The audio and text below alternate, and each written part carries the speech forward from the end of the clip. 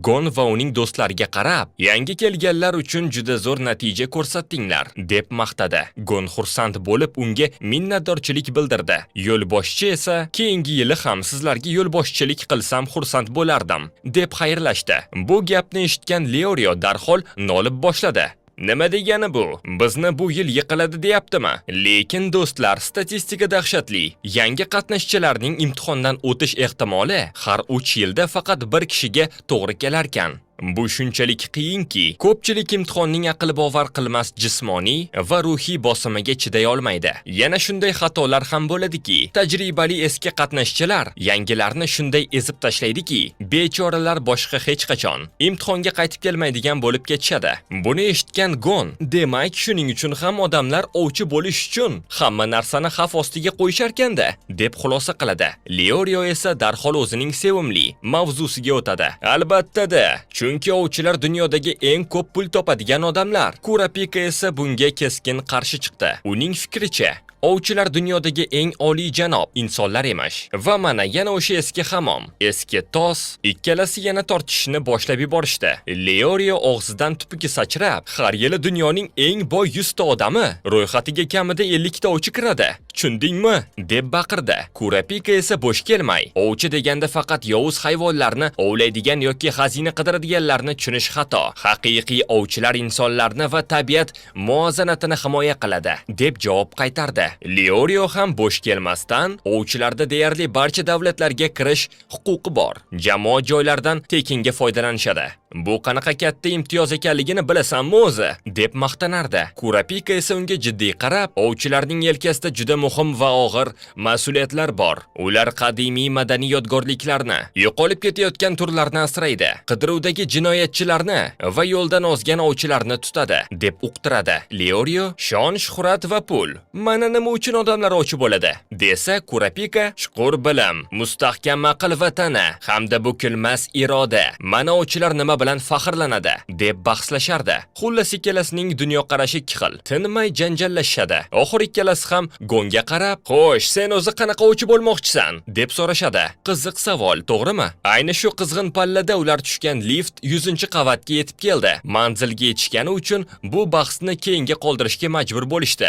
Lift eshiklari ochilishi bilan dahshat, u yerda imtihonni kutib turgan odamlar bor edi. Leorio darhol bu yerdagi havo juda og'ir va g'alati ekanligini his qildi. Kurapika ham bu qatnashchilar ular shu paytgacha ko'rgan odamlardan butunlay farq qilishini, har birining o'ziga xos xavfli qobiliyati borligini payqadi. Gon o'zining odatdagi quvnoqligi bilan hammaga salom deb baqirdi, lekin tasavvur qiling, hech kim unga javob bermadi. Hamma asabiy va tarang holda edi. Gonga 405-raqamli nishon berildi.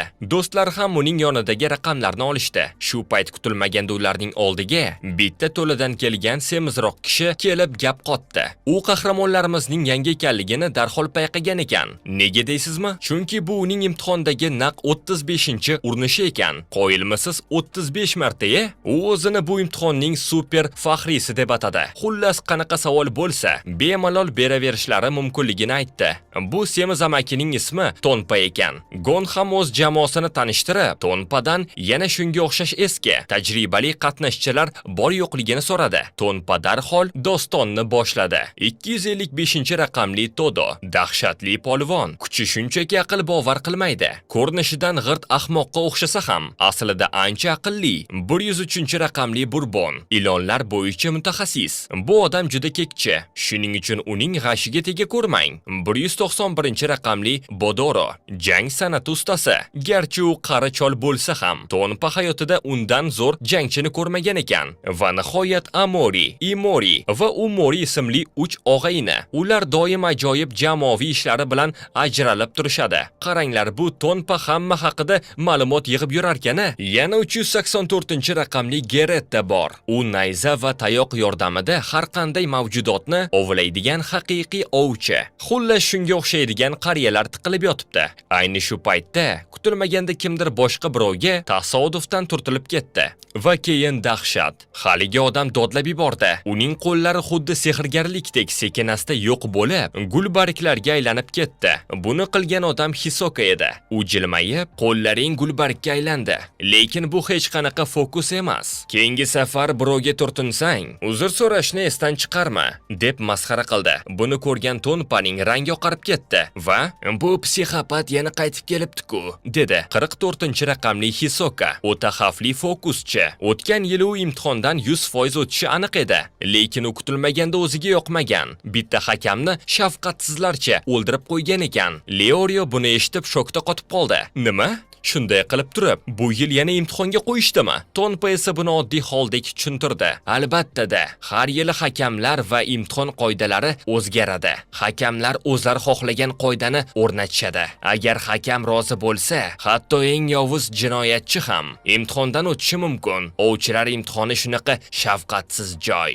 Nima bo'lganda ham Hisokani hech kim yoqtirmasdi. Tonpa Gonning jamoasiga bu psixopatdan uzoqroq yurishni qattiq tayinladi. O'ta xavfli shaxs. Bu aniq. Keyin Tonpa sumkasidan salqin ichimliklar chiqarib, tanishganimiz hurmati, mendan kichkina sovg'a deb ularga uzatdi. Lekin atrofdagilar Tonpani kuzatib, "Obbo, bu yana boshladi. O'zini farishta qilib ko'rsatyapti.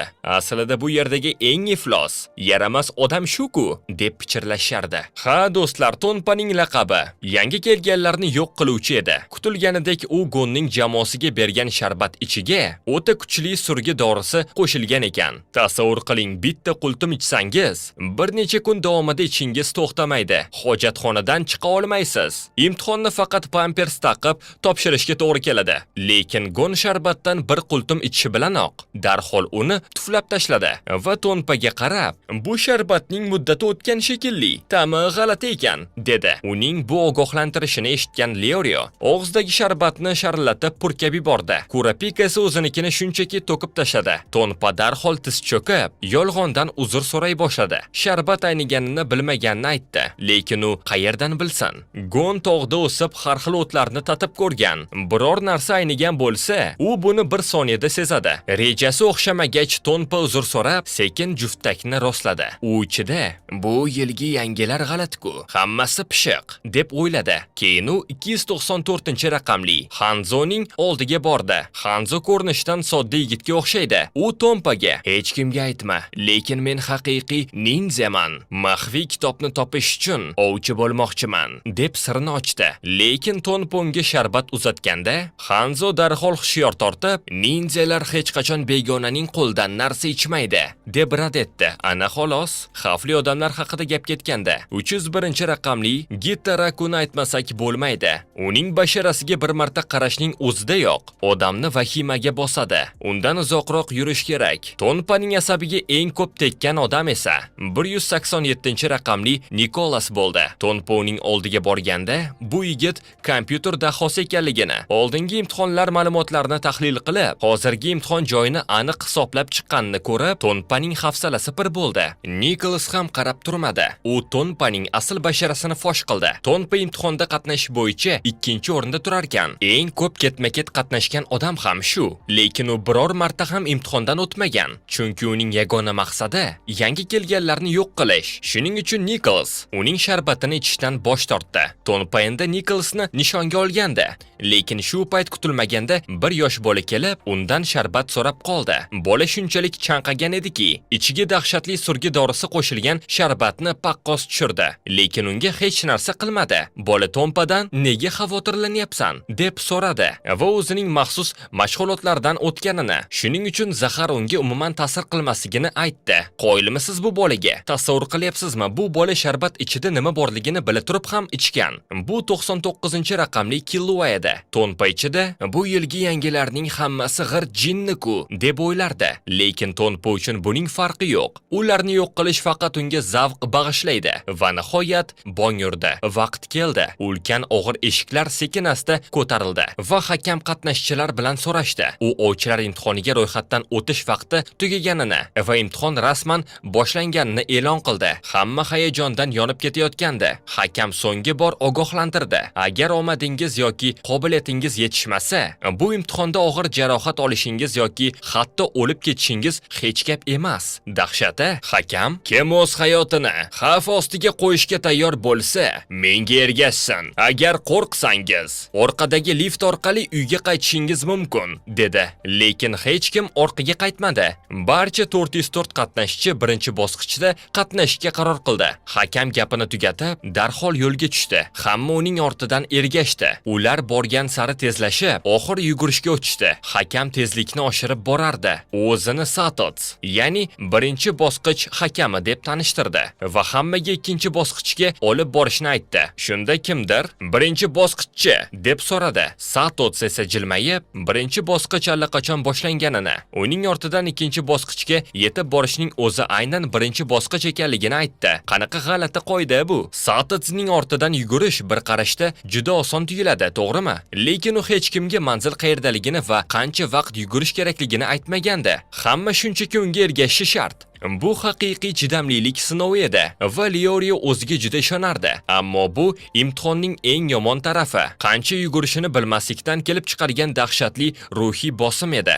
Vaqt o'tgan sari bu haqiqiy iroda sinoviga aylanib borardi. Shunday qilib, yaxshilar va yovuzlar aralashgan bu g'alati olomonda birinchi bosqich qizg'in pallaga kirdi. Aytgancha, bitta qatnashchi imtihon boshlanmasdanoq yiqilgan. Shuning uchun jami 404 kishi qolgandi. Ko'z ochib yumguncha 2 soat o'tib ketdi. Qatnashchilar allaqachon 30 kilometr masofani yugurib o'tishgandi, lekin hech kim qancha masofa bosib o'tganini bilmasdi. Ular manzil qayerdaligini bilmagan holda faqat hakamning tezligiga moslashib yugurishga majbur edilar. Oldinda nima kutayotganini bilmaslik odamni aqldan ozdiradi. Ba'zi bo'shashgan qatnashchilar allaqachon charchab, yiqila boshlashdi. Lekin Nikolas o'zini hamon tetik his qilardi va o'ziga ishonchi baland edi. Uning kompyuteridagi eski ma'lumotlarga ko'ra, bu bosqich roppa-rosa 40 kilometr yugurishdan iborat bo'lishi kerak emish. Uning hisob-kitobiga ko'ra, marraga juda oz qolgandi. Shuning uchun Nikolas xursand edi.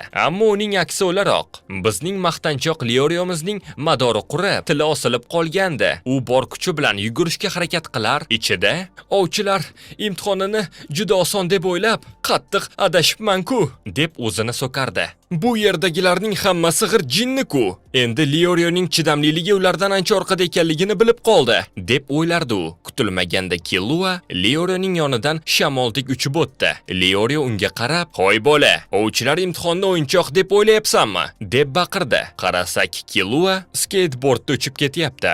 Liorio darhol, "Bu g'irromlik, bu chidamlilik sinovi-ku", deb janjal ko'tardi. Lekin Gon do'stini emas, Killuani yonini olib, "Yo'q, hakam faqat orqamdan yuringlar" dedi. "Qanday yurishni aytgani yo'q-ku", dedi. Liorio, "Men sening do'stingmanmi yoki u?" deb tutab ketdi. Killua esa Gonga yaqinlashib, necha yoshdaligini so'radi. Gon 12 yoshdaman, deb javob berdi. Gonning ham o'zi bilan tengdosh ekanligini bilgan Killua darhol skateboardidan tushib, "Unda men ham yuguraman", dedi. Gon uning skatda uchishini ko'rib, "Vau, sen shunchaki dahshatsan", deb maqtadi. Shunday qilib ikkita bo'lajak afsona bir-biri bilan tanishib oldi. Oradan ko'p o'tmay haligi kompyuterchi Nikolsning madori qurib tili osilib qoldi. U o'zining hisob-kitoblari hech qachon xato qilmasligiga ishonardi. Nega hakam 40 kilometrdan oshib ketsa ham to'xtamayapti? Shu ketishda yiqilamanmi? deb vahimaga tushdi. U buni umuman qabul qila olmasdi. Lekin charchoq o'z so'zini aytdi. Hatto qimmatbaho noutbuki ham qo'lidan tushib ketdi. Shu payt Amori og'aynilari uning yoniga kelib, "Iye, shunchalik tez charchab qoldingmi? Bu bosqichda yiqilganlarni kamdan kam ko'ramiz-ku", deb ustidan kula boshladi. "Sen g'irt yaramas, foydasiz ekansan. Senga o'xshaganlar baribir ovchilar imtihondan o'ta olmaydi. Ikkinchi marta bu yerga qadamingni bosa ko'rma, axlat", deb buni haqorat. Bu og'ir gaplar Nikolasga shunday qattiq ta'sir qildiki, u quloqlarini berkitib yerga yiqildi va ruhan sindi. Qarasak, Tonpa Amori o'g'inlarga pul to'layotgan ekan. Ha, bu hammasi o'sha iflos Tonpaning rejasi edi. Ular Nikolas shunchalik kamsitildiki, endi o'rnidan tura olmaydi va boshqa hech qachon imtihonga qaytmaydi deb xursand bo'lishardi. Yangi kelganlarni mana shunday ruhan ezib tashlash Tonpaning yagona maqsadi, uning hayot mazmuni edi. Bu orada hakamning tezligi borgan sari oshib borardi. Imtihon boshlanganiga esa naq 4 soat bo'lib qolgandi. Ular allaqachon 60 kilometrga yaqin masofani yugurib o'tishgandi, lekin qachon to'xtashlarini hech kim bilmasdi. Leorioning butunlay tinkasi qurib, orqada qolib ketdi.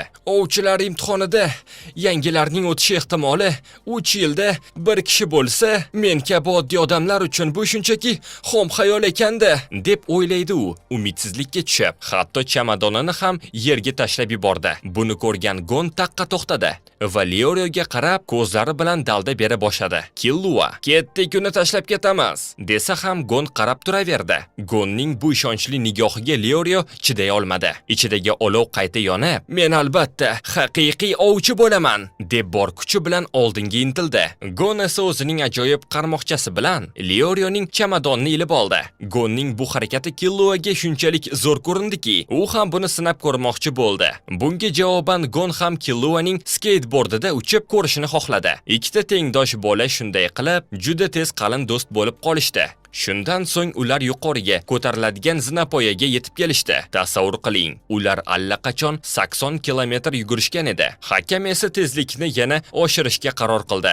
Bu shunchaki dahshatli sinov edi. Hatto haqiqiy ninja bo'lgan Hanzo ham hakamning zinadan xuddi tekis yo'lda ketayotgandek yengil chiqayotganiga ishona olmasdi. Agar u shu tezlikni ushlab tursa, qatnashchilarning yarmi yiqilib tushishi aniq edi. Shu payt Killua Gonga qarab, "Kel, marraga kim birinchi yetib borishga o'ynaymiz. Yutqazgan yutganga zo'r ovqat olib beradi", deb musobaqa taklif qildi. Leorio bor kuchi bilan yugurishga o'tdi. Hatto ko'rinishi qanchalik kulguli va ahmoqona bo'lishiga ham parvo qilmadi. Uning yagona maqsadi to'xtamaslik edi. Leorioning bu qat'iyati Kurapikaga ham qattiq ta'sir qildi va u ham bor e'tiborni imtihonga qaratishga qaror qildi. Ayni shu paytda Kurapika Leoriodan bir narsani so'ramoqchi bo'ldi. Nahotki u rostdan ham faqat pul uchun ovchi bo'lmoqchi bo'lsa? Albatta unday emas. Garchi ular bir necha kundan beri tanish bo'lishsa ham, Kurapika Leorioning aslida qanday yaxshi inson ekanligini bilardi. Garchi uning muomalasi biroz qo'pol va fikrlashi sayoz bo'lsa ham.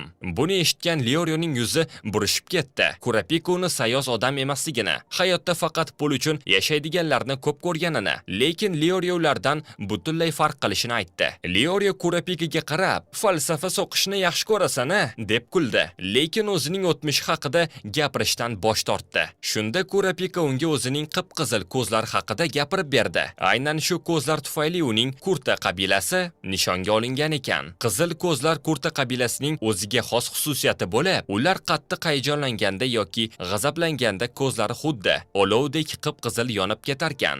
Bu qizil rangning jilosi dunyodagi eng go'zal 7 rangdan biri hisoblanadi. Shuning uchun ham ular qora bozorda aql bovar qilmas darajada qimmat narxda sotiladi. Aynan shu sababli Kurapikaning qabilasi shafqatsiz sharpa truppasi tomonidan qirib tashlangan. Kurapika hali hanuz o'sha qorong'ulikda azob chekayotgan ko'zlarning yig'isini eshitishni aytadi. U sharpa truppasini bittama-bitta tutib, qabiladoshlarining ko'zlarini qaytarib olishga qattiq qasamyod qildi. Kurapikaning ovchi bo'lishdan asosiy maqsadi ham xuddi shu edi. Agar u qora ro'yxatdagi jinoyatchilarni ovlaydigan mukofot ovchisi bo'lsa, qora bozordagi eng maxfiy ma'lumotlarga ega bo'lishi mumkin. Aslida Kurapika ovchilarning aynan shu turini jini suymasdi, lekin u o'z g'ururini chetga surib, yollanma ovchi bo'lishga ham rozi. Chunki uning qabilasi chekkan cheksiz azoblar oldida uning shaxsiy g'ururi bir chaqaga ham qimmat edi.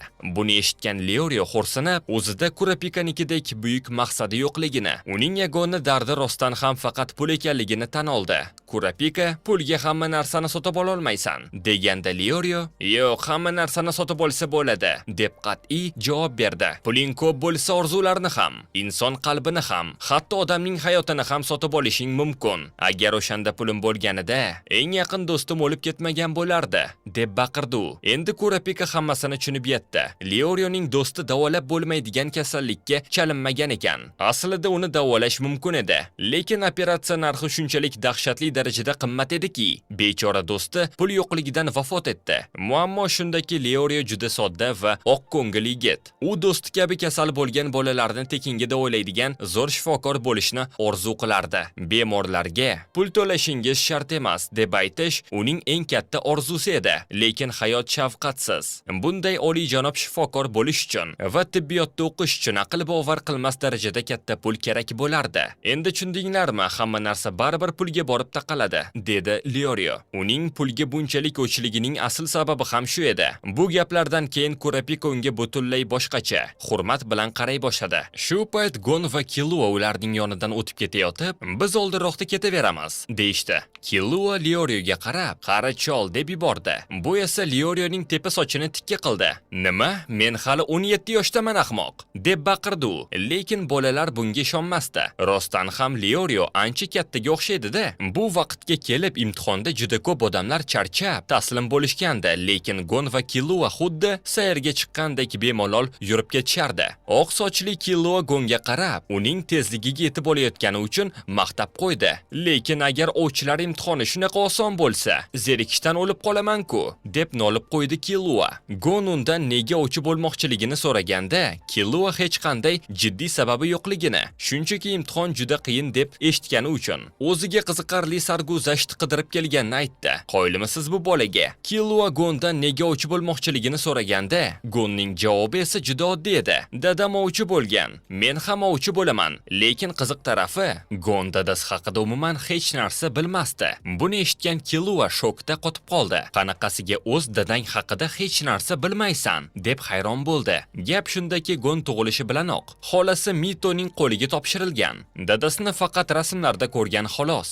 Tasavvur qiling, dadasi Jing atiga 12 yoshida ovchilar imtihondan o'tib Kit orolni tashlab ketgan ekan. Gon ovchilik qanaqa kasb ekanligini, nega dadasi o'z o'g'lidan ham kechib bu ishga shunchalik berilib ketganini bilishni xohlardi.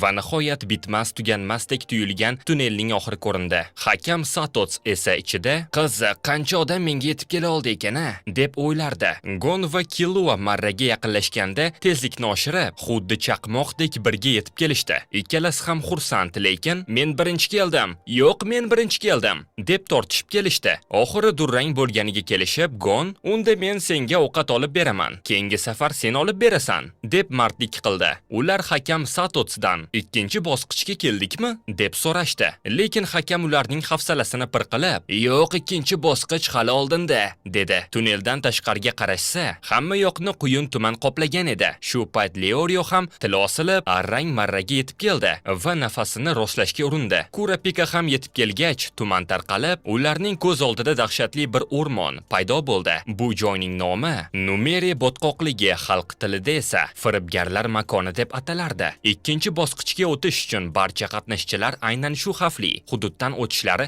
shart edi. Bu botqoqlik shunchaki o'rmon emas. U yerda odamni aldab tiriklayin yutib yuboradigan ochko'z, ayyor va g'alati maxluqlar tiqilib yotardi. Satots hammaga qattiq ogohlantirish berdi. "Juda ehtiyot bo'linglar va mendan bir qadam ham ortda qolmanglar. Agar bu o'rmondagi maxluqlarga aldanib qolsangiz, hayotingiz bilan xayrlashavering." Shu payt ortlaridagi ulkan tunnel eshigi gumburlab yopildi. Endi orqaga yo'l yo'q. Satots yana bir bor "Firibgarlar o'rmonidan ehtiyot bo'ling" deb tayinladi. Leorio esa o'ziga ishonib, "Agar qopqonligini oldindan bilsang, qanday qilib bunga tushish mumkin? Bu imkonsiz" deb maqtanib qo'ydi. Lekin kutilmaganda burchakdan usti boshi yirtilgan, qonga belangan bir odam chiqib keldi va "Bu hakamga ishonmanglar, o'g'ir, firibgar va soxta" deb baqirib yubordi. Ana xolos, endi nima bo'ladi? Haligi yarador odam o'zini haqiqiy hakam ekanligini da'vo qilib, kutilmaganda Satosga quyib qo'ygandek o'xshaydigan bitta jasadni sudrab chiqdi. Uning aytishicha, bu Numeri botqoqligida yashaydigan odam yuzli maymun emish. Bu maymunlar inson go'shtini juda yaxshi ko'rarkan, lekin o'zlari nimjon va kuchsiz bo'lgani uchun odam qiyofasiga kirib olib, qurbonlarni shirin gaplar bilan botqoqlikka aldab olib ketarkan. Keyin esa boshqa yirtqichlar bilan birgalikda ularni paqqos tushirisharkan. U Satotsni barcha qatnashchilarni qopqonga tushirmoqchi bo'lgan maxluq deb ayblashdi. Hamma shokda. Xo'sh, ularning qaysi biri haqiqiy hakam? Hanzo ham shubhaga tushib, rostdan ham uning boyagi yurishi umuman odamnikiga o'xshamasdi-ku, deb yubordi. Ayni shu tarang vaziyatda kutilmaganda havoda bir nechta qarta pichoq sayoqdek uchib keldi. Haligi o'zini hakam deb da'vo qilgan odam qartalarga chap bera olmay yerga quladi va jon berdi. Satots esa o'ziga qarab uchib kelgan qartalarni xotirjamlik bilan ikki barmog'i orasida tutib oldi. Buni qilgan odam albatta o'sha psixopat Hisoka edi. U sovuqqonlik bilan jilmayib, haqiqiy hakam kimligini bilishning eng oson yo'li shu. Haqiqiy ovchi bunday hujumni bemalol qaytara oladi, dedi. Buni ko'rgan Hanzo va boshqalar yoqasini ushlab qoldi. Demak, haligi o'lgan maymun aslida hammasini uyushtirgan ekanda. Hakamlar bu ovchilar assotsiatsiyasi tomonidan tanlab olingan haqiqiy professionallar. Ular bu ishni tekinga o'z xohishi bilan qilishdi va bunday arzon hujumlarga aslo chap berishmaydi. Satots Hisokaning bu harakatini maqtov deb qabul qildi, lekin qat'iy ohangda ogohlantirdi. Agar yana bir marta menga hujum qilsangiz, sababi nima bo'lishidan qat'iy nazar, buni hakamlarga qarshi isyon deb baholayman va sizni shu zahotiyoq imtihondan chetlataman. Tushundinglarmi, Hisoka? Hisoka xotirjamlik bilan tushunganini aytdi. Shu payt osmondan ulkan qarg'alar uchib kelib, haligi o'lgan firibgarning jasadini paqqos tushirib boshladi. Ha, do'stlar, bu ham o'sha odam yuzli maymunning bir turi ekan. U qatnashchilar orasida vahima uyg'otib, ularni chalg'itmoqchi bo'lgan. Buni ko'rgan Killua bu yerda bir soniya ham hushyorlikni yo'qotish mumkin emasligini tushunib yetdi. Satots esa jilmayib, bu o'rmonda bunday aldovlar xuddi ertalabki choydek oddiy holat, dedi. Aslida oramizdagi ba'zilar allaqachon uning soxta ekanligiga ishonib qolishgandi. To'g'rimi, Leorio? Satots hammaga qattiq tayinladi. Oldindagi Numeri botqoqligida tuman shunchalik quyuqki, agar uni ko'zdan qochirib qo'yishsa, ikkinchi bosqichga yetib borishni orzu ham qilishmasin. Hakamning bu qattiq ogohlantirishidan so'ng dahshatli marafon yana davom etdi.